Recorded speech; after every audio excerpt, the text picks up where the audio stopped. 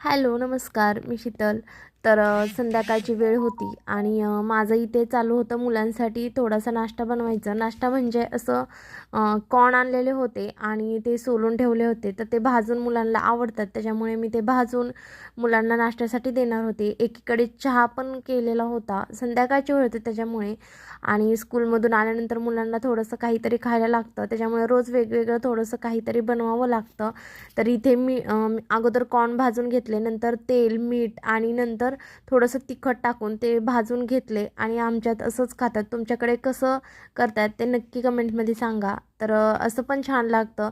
वेगवेगळ्या पद्धतीने केल्यावर पण छान लागतं. इथे चहा आणि चहासोबत कॉर्न हे आम्ही खायला घेणार होतो. श्रेया खेळायला गेली होती. त्याच्यामुळे आदर्श आणि मीच होतो आणि ती आल्यानंतर खाणार होते. चहासोबत कॉर्न घेतले होते आणि ते खूप गरम होतं त्याच्यामुळे आदर्श तसं करत होता.